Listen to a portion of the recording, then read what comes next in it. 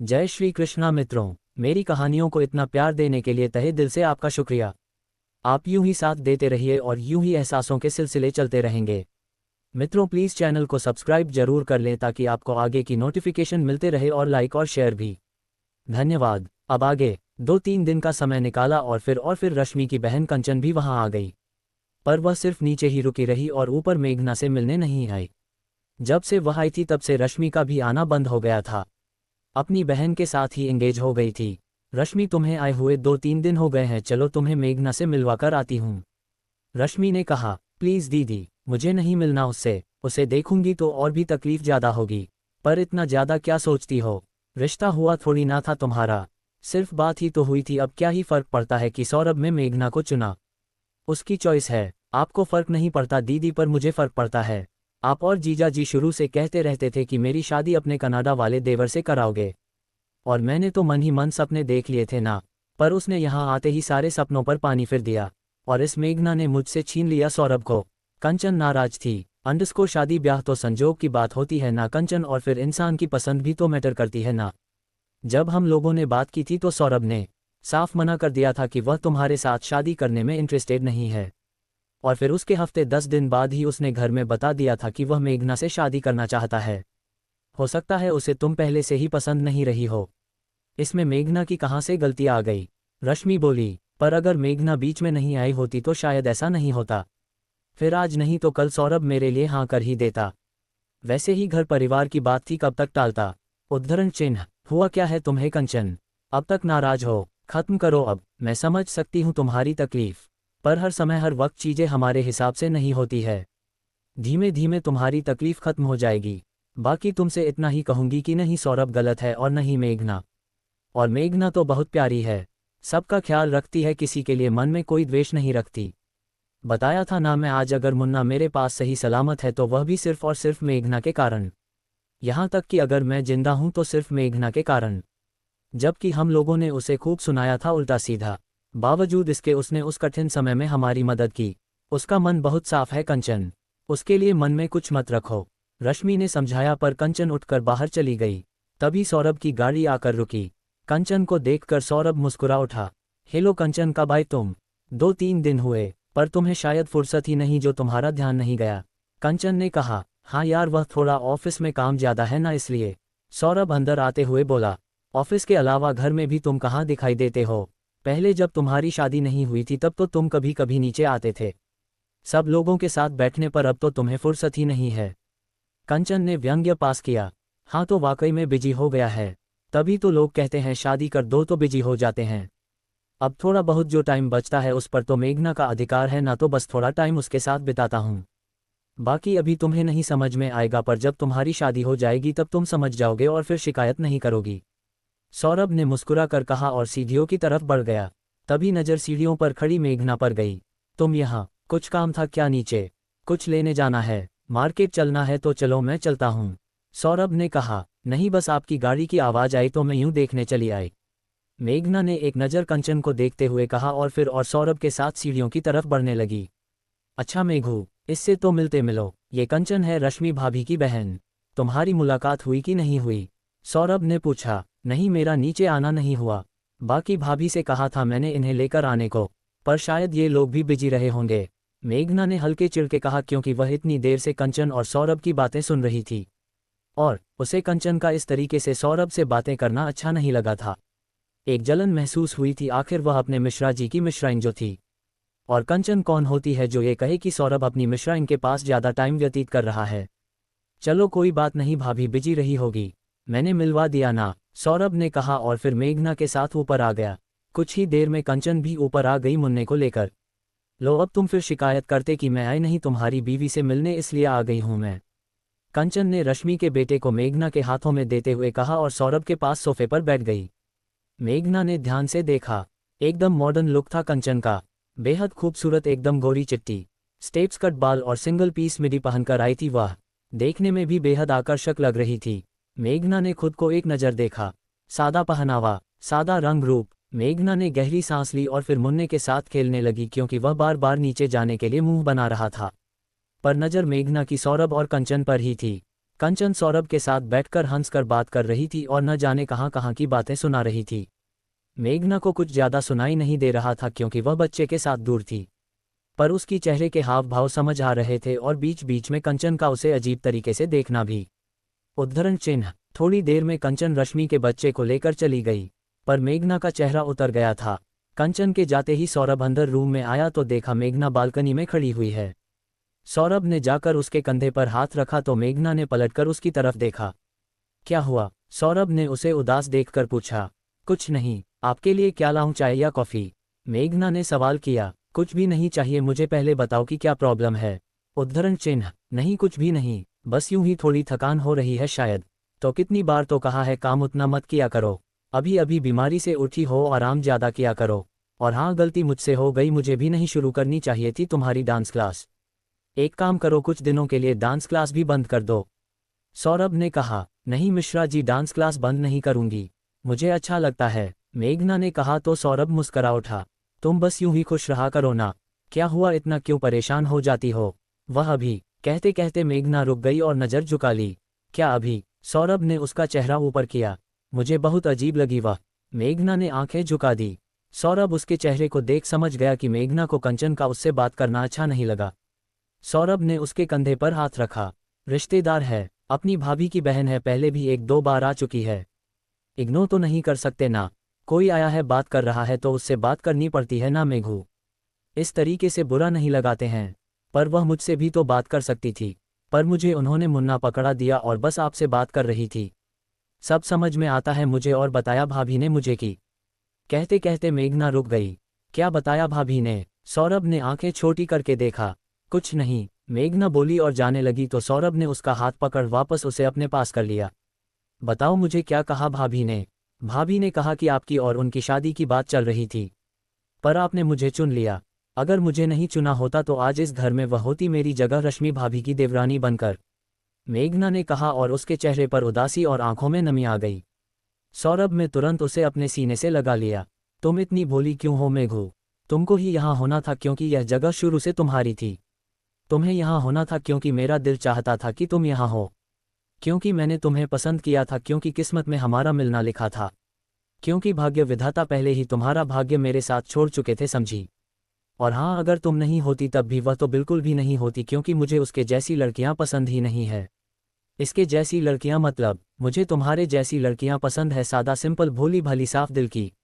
उसके जैसी नहीं। और फिर मैं रश्मि भाभी का व्यवहार बहुत पहले से देख चुका था, और जब मुझे उनका ही पसंद नहीं था तो उनकी बहन को चुनने का तो सवाल ही नहीं उठता था। पर वह तो इतनी सुंदर है, स्मार्ट है, एक्टिव है, बाहर जॉब करती हैं। भाभी ने बताया था कि आपको पसंद करती थी, ऐसी कोई खराबी नहीं है उसमें। अच्छी लड़की है, अच्छी है, पर मेरे टाइप की नहीं। अब तुम्हें कैसे समझाऊं? मुझे सिर्फ तुम पसंद हो, तुम्हारी जैसी लड़कियां ही पसंद है, और मैंने इस बारे में कभी नहीं सोचा। और भाभी ने तुम्हें यह नहीं बताया कि तुमसे रिश्ता होने से पहले ही मैंने उनसे मना कर दिया था कि मैं कंचन से शादी नहीं करूंगा। तुम तो बहुत बाद में मिली मुझे, पर उसके साथ रिश्ते के लिए मना बहुत पहले ही कर चुका था। उद्धरण चिन्ह। मेघना के चेहरे की मुस्कुराहट बड़ी हो गई और वह वहां से जाने लगी। आपके लिए चाय लेकर आती हूँ, मेघना ने कहा तो सौरभ ने उसकी कमर में हाथ लपेट लिए। चलो, ये तो हुई तुम्हारी बात, अब मुझे ये बताओ कि जलन हो रही थी तुम्हें? सौरभ ने उसकी आंखों में देखा तो मेघना ने नमे गर्दन हिला दी। अच्छा, मिश्रा जी से झूठ बोलोगी? बहुत अच्छे से जानता हूं तुम्हें।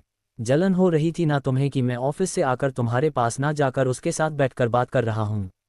सौरभ ने कहा तो मेघना ने एक नज़र उसे देखा और फिर उसके सीने से सिर टिका लिया। सौरभ ने भी उसे पर अपनी बाहों में कैद कर लिया। नहीं होनी चाहिए क्या जलन मुझे मिश्रा जी? होनी चाहिए, बिल्कुल होनी चाहिए। और आज मुझे बहुत खुशी हुई इस बात से कि तुम मानती हो ना कि मैं सिर्फ तुम्हारा हूँ, मुझ पर सिर्फ तुम्हारा हक है, और इसीलिए तो तुम्हें जलन हुई ना कि तुमसे ज़्यादा मैं किसी और से बात कैसे कर सकता हूँ। सौरभ ने कहा तो मेघना ने अपने हाथ उसकी पीठ पर कस दिए। हाँ मिश्रा जी, आप सिर्फ मेरे हो और मुझे नहीं पसंद कि आप। कहते कहते मेघना रुक गई। और तुम्हारे मिश्रा जी को भी नहीं पसंद कि तुम्हारा समय कोई और छीने, पर आज पहली बार आई थी इसलिए। अगर रोज रोज ऐसा होगा तो मिश्रा जी खुद संभाल लेंगे, क्योंकि ये मेघू का टाइम है, वह सिर्फ और सिर्फ मेरी मेघू के लिए है और किसी के लिए नहीं। थैंक्स, मेघना ने धीमे से कहा। और हाँ, मिश्राइन भी सिर्फ मेरी है और उनका टाइम भी सिर्फ मेरा। इसलिए अब जल्दी से रेडी हो जाओ, हम अभी मूवी देखने जा रहे हैं। लेकिन आपने मुझे पहले बताया नहीं था। तो क्या हुआ, मुझे टाइम नहीं मिला। पर मैंने टिकट बुक कर दिए हैं, तो बस जल्दी से चेंज करो और रेडी होकर चलो। पर खाना, मेघना बोली। अरे बाबा, डिनर भी बाहर कर लेंगे। क्यों इतना परेशान रहती हो खाने के लिए? इतना ज़्यादा खाता हूँ क्या मैं? सौरभ ने कहा तो मेघना ने मुस्कुराकर नमे गर्दन हिला दी। थोड़ी देर में तैयार होकर दोनों बाहर आ गए तो कंचन बाहरी खड़ी दिखाई दे गई। कहीं जा रही हो क्या तुम लोग? कंचन ने सवाल किया तो मेघना ने सौरभ को देखा। हाँ कंचन, वो एक हफ्ते से बिजी था तो मेघू को लेकर कहीं जा नहीं पाया था। तो बस मूवी लेकर जा रहा हूँ। बुकिंग करा चुका हूँ मैं। अरे तो मुझे बोल देते, मैं भी साथ में चलती। वैसे भी यहाँ आई हूँ तब से बोर हो रही हूँ। जीजा जी बिजी रहते हैं और दीदी पूरे टाइम बच्चों के साथ लगी रहती हैं। वैसे अगर अभी हो सकता हूँ तो अभी कर लो टिकट, मैं भी चलती हूँ तुम लोगों के साथ, कंचन ने कहा। मेघना ने सौरभ की हथेली कसकर पकड़ ली। सौरभ ने एक नज़र उसे देखा। उसके चेहरे पर कोई भाव नहीं था, पर वह समझता था मेघना के मन की बात। सॉरी कंचन, पर मैंने अभी बताया था ना, ये टाइम सिर्फ और सिर्फ मिश्राइन का होता है और इसमें किसी और के लिए कोई जगह नहीं है। और फिर अब टिकट बुक भी नहीं होंगे। अगर मैं तुम्हारी टिकट बुक भी करूँगा तो तुम्हें फिर अलग बैठना होगा, हम दोनों से दूर, क्योंकि सीट अलग मिलेगी। ऐसे तो तुम्हें अच्छा नहीं लगेगा ना? कंचन उदास हो गई तो वही मेघना ने हल्की स्माइल के साथ सौरभ को देखा। अच्छा एक काम करता हूँ, कल की टिकट करा देता हूँ, तुम और मेघना चली जाना कल दोपहर को। दोपहर में यह फ्री रहती है। ठीक है ना मेघू? सौरभ ने मेघना की तरफ देखकर कहा तो मेघना के चेहरे पर हल्की सी मुस्कुराहट आई। नहीं, जरूरत नहीं है, मैं तो तुम दोनों के साथ जाने का सोच रही थी। मेघना को तो मैं इतने अच्छे से जानती भी नहीं हूँ, उनके साथ जाकर क्या करूँगी? कंचन ने कहा। जाओगी साथ तो जानना समझना भी होगा, और वैसे भी मेरी वाइफ है ही इतनी अच्छी कि सबको अपना बना लेती है। सौरभ में मेघना के कंधे पर हाथ रखकर कहा तो कंचन ने एक नज़र उन दोनों को देखा और फिर अंदर चली गई। उन्हें बुरा लगा होगा। मेघना ने तुरंत ही सौरभ की तरफ देखा। हाँ तो क्या करूं, उसका बुरा देखूं कि तुम्हारा? और मेरे लिए तुम ज़्यादा इम्पोर्टेंट हो बजाय उसके, और मैं नहीं चाहता कि उसकी वजह से तुम्हारा मूड स्पॉइल हो। और फिर ये तो उसे कुछ सोचना चाहिए ना कि हस्बैंड वाइफ जा रहे हैं अपना क्वालिटी टाइम स्पेंड करने के लिए, उसमें वह बीच में आकर क्या करेगी? कबाब में हड्डी बनने का उसे ही शौक था तो बोल दिया उसने। पर मुझे बिल्कुल भी शौक नहीं है अपने और अपनी मेघू को के बीच किसी दूसरे को लाने का। अभी तक मिश्राइन मुझे भी ठीक से भाव नहीं देती, किसी और को साथ लाऊंगा तो और भी मेरी वैल्यू नहीं रहेगी। सौरभ ने हंसते हुए कहा तो मेघना भी हंसने लगी। कहीं खिड़की पर खड़ी कंचन के चेहरे पर अजीब से भाव आ रहे थे उन दोनों को ऐसे देखते हुए। सौरभ ने मेघना का हाथ मजबूती से थामा और फिर अपनी कार की तरफ बढ़ गया। क्या हुआ, क्या देख रही हो? तभी ऋषि ने आकर कंचन को बाहर देखते पाया तो पूछा। कुछ नहीं, किस्मत देख रही हूँ इसकी, सामान्य सी एवरेज लुक वाली लड़की और इतना लविंग एंड केयरिंग हस्बैंड। कहाँ सौरभ से शादी करने के सपने मैं देख रही थी। आप दोनों ने खूब मुंगेरी लाल के सपने दिखाए थे मुझे कि कनाडा रिटर्न है, बहुत अच्छी कंपनी में बहुत अच्छी जॉब करता है, हैंडसम है आपका भाई, और शादी करके आ जाऊंगी उसके बाद इस पूरे घर पर सिर्फ और सिर्फ मेरा और रश्मि दीदी का ही राज्य होगा। पर देखो मुझे छोड़कर उस विधवा को चुन लिया उसने, जो कि मेरे आगे कुछ नहीं और आप लोग कुछ भी नहीं कर पाए। कंचन ने उदासी से कहा। कुछ भी नहीं कर पाए क्योंकि हमें पता ही नहीं चला कि कब ये सब हो गया। बाकी रही बात तुम्हें सपने दिखाने की, तो हम लोग भी चाहते थे कि तुम्हारा रिश्ता हो, पर सौरभ ने मना कर दिया। फिर भी मुझे और रश्मि को उम्मीद थी कि कुछ दिनों बाद वह मान जाएगा, पर इसी बीच उसने मेघना से शादी करने का निर्णय सुना दिया तो हम लोग कुछ भी नहीं कर पाए। बाकी तुम जानती ही हो उसके साथ मेरे रिलेशन कभी भी अच्छे नहीं रहे। वह तो आजकल मेघना और रश्मि की अच्छे से बनने लगी है, इसलिए वह ठीक ठाक से बात कर लेता है, वरना हम लोगों से तो महीना बात ही नहीं करता था। ऋषि बोला। हाँ ठीक है जीजा जी, आपकी सारी बातें मानते हैं, पर इन सब में नुकसान तो मेरा ही हुआ ना। क्या क्या नहीं सोचा था मैंने और सब खत्म हो गया। कंचन के चेहरे पर उदासी थी। अभी ऐसा कुछ भी नहीं है। हाँ मैं वादा नहीं कर रहा, पर कोशिश जरूर करूंगा, क्योंकि इस मेघना को तो मैं भी बर्दाश्त नहीं कर पा रहा हूँ, ना इस घर में ना ही सौरभ की जिंदगी में। बस अब मुझे एक मौका मिले और मैं इसे इस घर से और सौरभ की जिंदगी से निकाल दूंगा, ऋषि ने कहा तो कंचन के चेहरे की मुस्कुराहट बड़ी हो गई। वही रश्मि किचन के दरवाजे पर खड़ी उन दोनों की बातें सुन रही थी। उसने गहरी सांस ली और किचन की तरफ चली गई। इन लोगों का कुछ नहीं हो सकता जीजा साली एक ही थाली के चट्टे बट्टे हैं, जब देखो तब सिर्फ अपना ही अपना सोचते हैं, दूसरे की ना कोई परवाह है ना कोई फिक्र। कर ले ये भी जितनी कोशिश करनी है, पर मैं जानती हूँ मेघना और सौरभ का रिश्ता बहुत मजबूत है, और कोई भी कुछ भी कर ले उन दोनों का रिश्ता तो नहीं टूटने वाला। रश्मि ने खुद से ही कहा और फिर अपने बच्चे के लिए दूध तैयार करने लगी। मेघना और सौरभ एक दूसरे के साथ मूवी देखकर डिनर करके और क्वालिटी टाइम स्पेंड करके घर वापस आ गए। मेघना को थकान भी हो रही थी तो सौरभ ने उसे उसकी मेडिसिन दी और वह सोने चली गई।